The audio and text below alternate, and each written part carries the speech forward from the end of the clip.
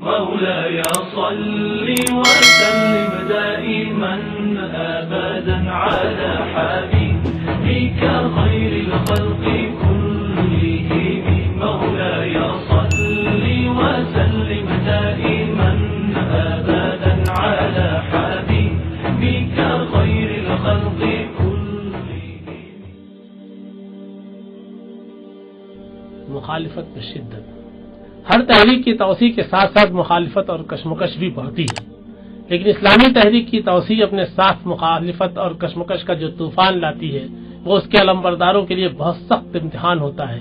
چنانچہ ایک طرف تو دعوت اسلامی کا تعارف بڑھ رہا تھا اور دوسری طرف داعی حق اور اس کے ساتھیوں کا سخت سے سخت حالات سے گزرنا پڑ رہا تھا.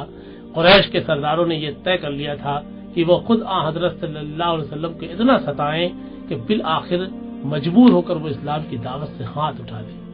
قریش کے بڑے بڑے سردار آپ صلی اللہ علیہ وسلم کے ہمسایہ تھے اور یہی آپ کے سب سے بڑے دشمن تھے. یہ لوگ حضرت صلی اللہ علیہ وسلم کے راستے میں کانٹے بچھاتے، نماز پڑھتے وقت ہنسی اڑاتے، آپ سجدے میں ہوتے تو وہ اوجھڑی لا کر گردن پر ڈال دیتے، گلے میں چادر لپیٹ کر ایسی بے دردی سے کھینچتے کہ گردن مبارک میں بدھیاں پڑ جاتی، لڑکوں کو پیچھے لگا دیتے جو گالیاں دیتے اور تالیاں پیٹتے.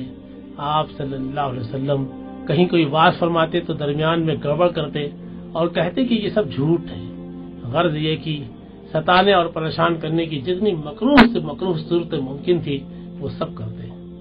اس دور میں اللہ تعالیٰ اپنے نبی صلی اللہ علیہ وسلم پر جو کچھ وحی نازل فرما رہا تھا اس میں ان تمام حالات سے نمٹنے کے لیے سامان ہدایت موجود تھا. تحریک اسلامی کے علمبرداروں کو بتایا جا رہا تھا کہ اس وقت بظاہر حق جس مظلومیت کا شکار ہو رہا ہے اسے کوئی مستقل چیز نہ سمجھنا چاہیے. دنیا کی زندگی میں اس طرح کے تماشے ہوتے ہی آئے ہیں اور یوں بھی کامیابی کا اصل معیار دنیا کی زندگی نہیں بلکہ آخرت کی زندگی ہے، اور یہ طے ہے کہ آخرت انہی لوگوں کی بہتر ہوگی جو تقوی کی زندگی اختیار کریں گے.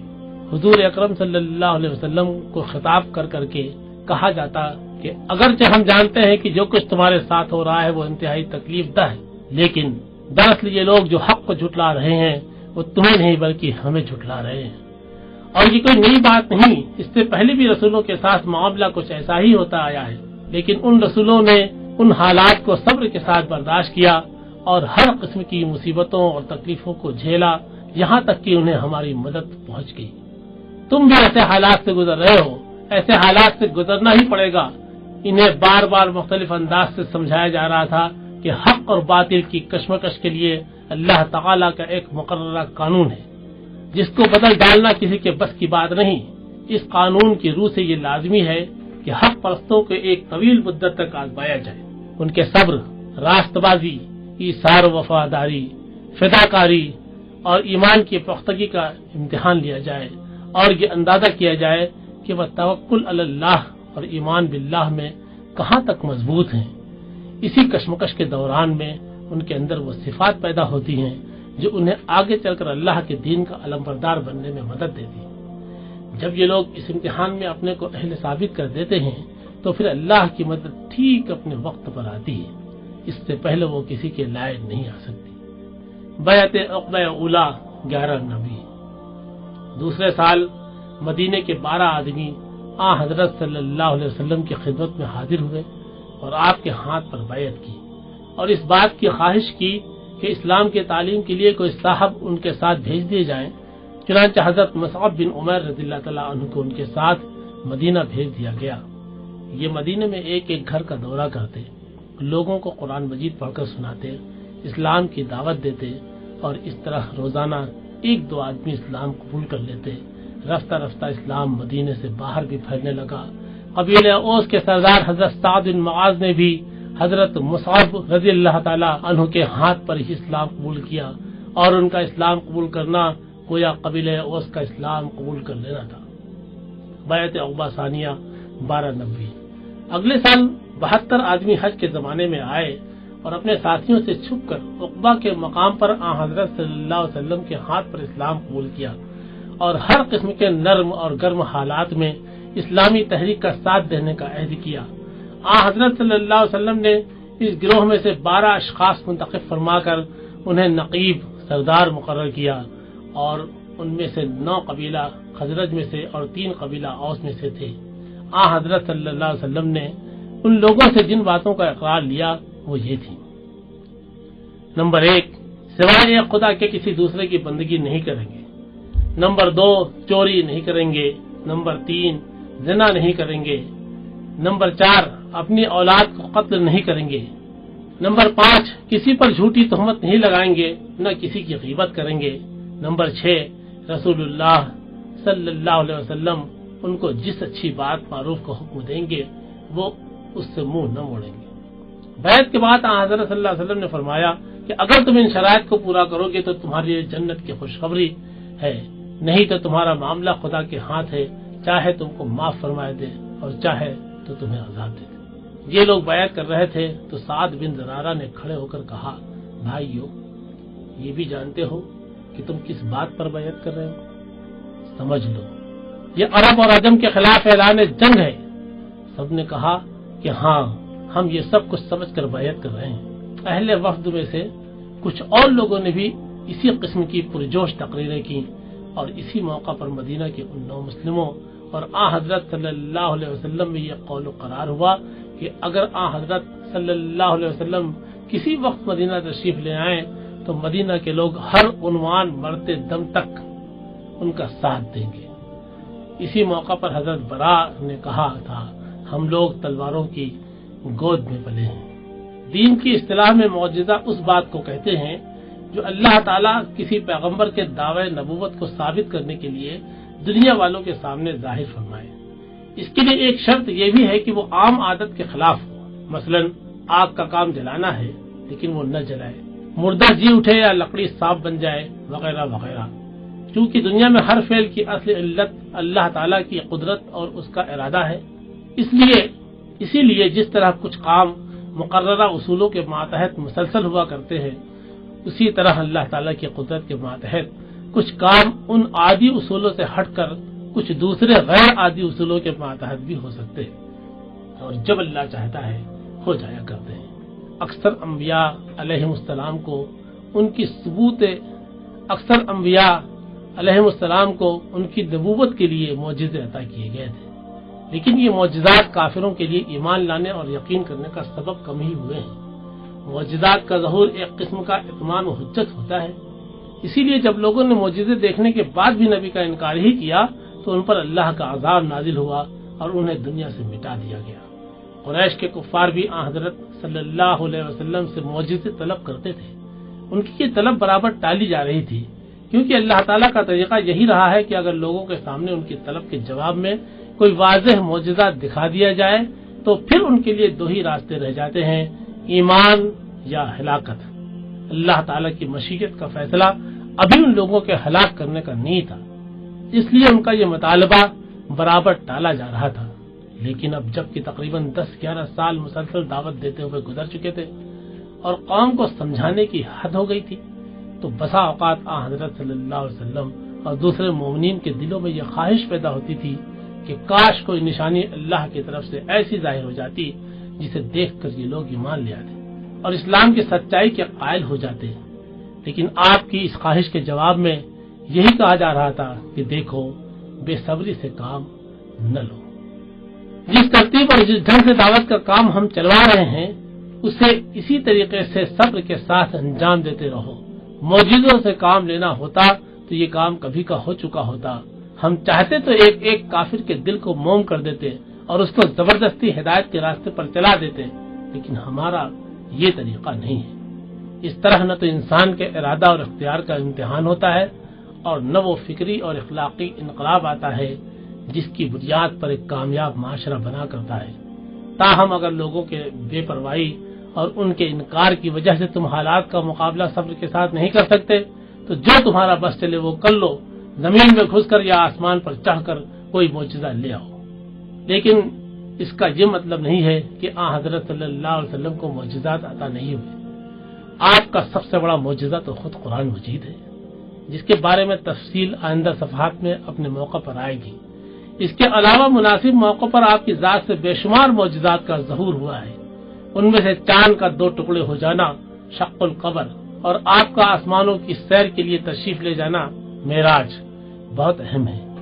ان کے علاوہ بہت سی پیش گوئیاں، آپ کی دعا سے پانی کا برسنا، لوگوں کا ہدایت یاب ہونا، ضرورت کے وقت تھوڑی سی چیز کا بہت ہو جانا، مریضوں کا اچھا ہو جانا، پانی جاری ہو جانا وغیرہ وغیرہ بے شمار معجزات ہیں جن کا ظہور اپنے اپنے وقت پر ہوا ہے۔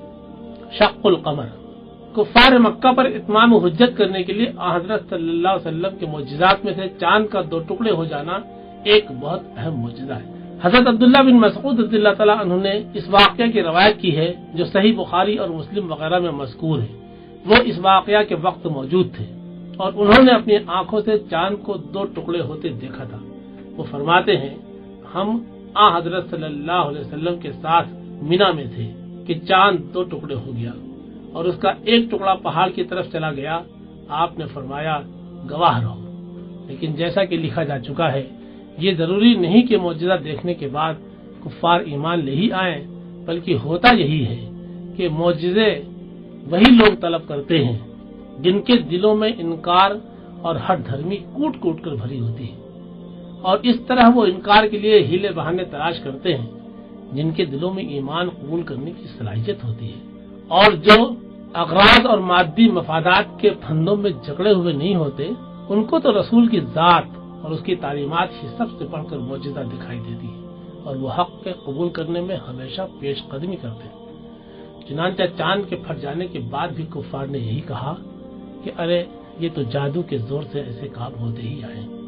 اس طرح ان لوگوں کو ہدایت تو نہ ہوئی، البتہ ان کے جرموں کی فہرست میں ایک اہم جرم اور بڑھ گیا کہ انہوں نے ایسی کھلی ہوئی نشانی کے بعد بھی اللہ کے رسول کو جھوٹا سمجھا۔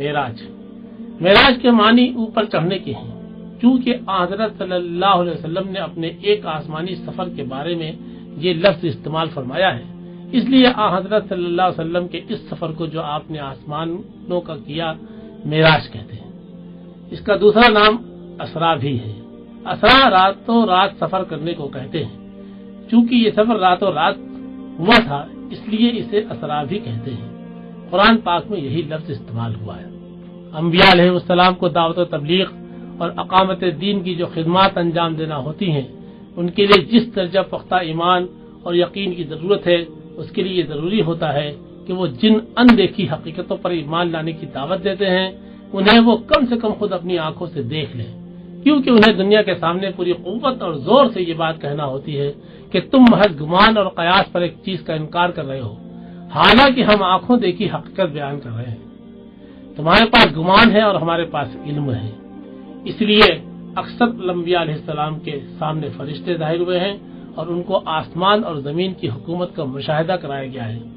دوزخ اور جنت ان کی آنکھوں سے دکھائی دی گئی ہے، اور مرنے کے بعد انسان پر جو حالات گزرتے ہیں وہ ان کو اسی زندگی میں دکھا دیے گئے ہیں۔ معراج یا اسرا بھی اسی قسم کے واقعات میں سے ایک واقعہ ہے جس میں حضرت صلی اللہ علیہ وسلم کو وہ حقیقتیں دکھا دی گئیں جن پر ایک مومن ایمان بالغیب لاتا ہے۔ معراج کا واقعہ کس تاریخ کو پیش آیا اس بارے میں تو روایات مختلف ہیں، البتہ تمام روایات کو سامنے رکھنے کے بعد تاریخ لکھنے والوں نے جس بات کو ترجیح دی ہے وہ یہ ہے کہ یہ واقعہ ہجرت سے تقریباً 1.5 سال پہلے کا ہے۔ اس واقعہ کے بارے میں امام بخاری اور مسلم کی روایات کو سامنے رکھنے کے بعد جو مجموعی تفسیر سامنے آتی ہے وہ یہ ہے۔ حضرت صلی اللہ علیہ وسلم نے ایک صبح کو ارشاد فرمایا کہ گزشتہ رات میرے رب نے مجھے بڑی عزت بخشی۔ میں سو رہا تھا کہ جبرائیل علیہ السلام نے آ کر مجھے جگایا اور مجھے حرم کعبہ میں اٹھا لائے۔ یہاں لا کر انہوں نے میرا سینہ چاک کیا اور اسے زمزم کے پانی سے دھویا، پھر اسے ایمان اور حکمت سے بھر کر بند کر دیا۔ اس کے بعد انہوں نے میری سواری کے لیے ایک جانور پیش کیا جو خچر سے کچھ چھوٹا اور سفید رنگ کا تھا، اس کا نام براق تھا۔ یہ بہت تیز رفتار تھا۔ میں اس پر سوار ہوا ہی تھا کہ اچانک ہم بیت المقدس جا پہنچے۔ یہاں براق مسجد کے دروازے پر باندھ دیا گیا اور میں مسجد اقصی میں داخل ہوا، 2 رکعت نماز پڑھی۔ اب جبرائیل علیہ السلام نے میرے سامنے 2 پیالے پیش کیے، ایک شراب سے اور دوسرا دودھ سے بھرا ہوا تھا۔ میں نے دودھ کا پیالہ قبول کر لیا اور شراب کا واپس کر دیا۔ جبرائیل علیہ السلام نے یہ دیکھ کر کہا کہ آپ نے دودھ کا پیالہ قبول کر کے دین فطرت کو اختیار کیا۔ اس کے بعد آسمان کا سفر شروع ہوا۔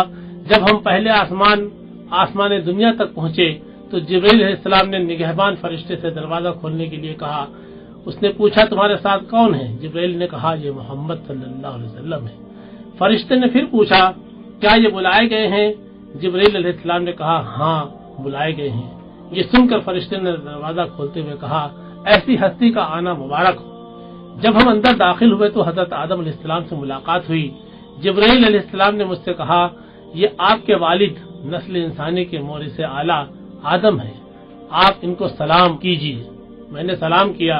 انہوں نے سلام کا جواب دیتے ہوئے فرمایا خوش آمدید اے صالح بیٹے اور اے صالح نبی۔ اس کے بعد دوسرے آسمان تک پہنچے اور پہلے آسمان کی طرح جواب و سوال کے بعد دروازہ کھلا اور ہم اندر گئے تو وہاں یحییٰ اور عیسیٰ علیہ السلام سے ملاقات ہوئی۔ جبرائیل علیہ السلام نے ان سے تعارف کرایا اور کہا آپ سلام کیجئے۔ میں نے سلام کیا۔ دونوں نے جواب دیتے ہوئے فرمایا خوش آمدید اے صالح بھائی اور اے صالح نبی۔ پھر تیسرے آسمان تک اسی طرح پہنچے، یہاں حضرت یوسف علیہ السلام سے ملاقات ہوئی اور پہلے کی طرح سلام و جواب ہوا۔ چوتھے آسمان پر حضرت ادریس علیہ السلام سے ملاقات ہوئی۔ پانچویں پر حضرت ہارون علیہ السلام اور چھٹے پر حضرت موسیٰ علیہ السلام ملے۔ ساتویں آسمان پر حضرت ابراہیم علیہ السلام سے ملاقات ہوئی۔ انہوں نے بھی سلام کے جواب میں فرمایا خوش آمدید اے صالح بیٹے اور اے صالح نبی۔ پھر مجھے سدرۃ المنتہا تک پہنچایا گیا۔ یہ ایک بیری کا پیڑ ہے، اس پر بے شمار ملائکہ جگنو کی طرح چمک رہے تھے۔ یہاں آپ نے بہت سی حقیقتوں کا مشاہدہ کیا اور اللہ تعالیٰ سے ہم کلام بھی ہوئے۔ اللہ تعالیٰ نے رات دن میں 50 وقت کی نمازیں آپ کی امت کے لیے فرض کی۔ جب آپ صلی اللہ علیہ وسلم ان مشاہدات سے فارغ ہو کر واپس ہوئے تو پھر حضرت موسیٰ سے ملاقات ہوئی۔ انہوں نے پوچھا کہو بارگاہ خداوندی سے کیا تحفہ لائے؟ فرمایا دن رات میں 50 نمازیں۔ انہوں نے فرمایا آپ کی امت اس بار کو نہ اٹھا سکے گی، اس لیے واپس جائیے اور انہیں کم کرائیے۔ چنانچہ حضرت صلی اللہ علیہ وسلم واپس تشریف لے گئے اور کمی کی درخواست کی، وہاں سے ایک حصہ کم کر دیا گیا، لیکن حضرت موسیٰ نے آپ کو بار بار بھیجا اور بار بار کمی کرائی۔ آخر میں یہ تعداد گھٹتے گھٹتے 5 رہ گئی۔ اس پر بھی اگرچہ موسیٰ علیہ السلام مطمئن نہیں تھے اور مزید کمی کرانے کو کہتے تھے، لیکن اب حضرت صلی اللہ علیہ وسلم نے فرمایا کہ مجھے مزید کچھ کہتے شرم آتی ہے۔ اس پر اللہ تعالیٰ کی طرف سے ندا آئی کہ اگرچہ ہم نے نمازوں کی تعداد 50 سے گھٹا کر 5 کر دی ہے، لیکن تمہاری امت میں جو لوگ پابندی سے روزانہ 5 وقت کی نماز ادا کریں گے انہیں اجر 50 نمازوں کا ہی دیا جائے گا۔ اللهم صل على سيدنا مولانا محمد اللهم صل على سيدنا مولانا محمد وعلى آله وعلى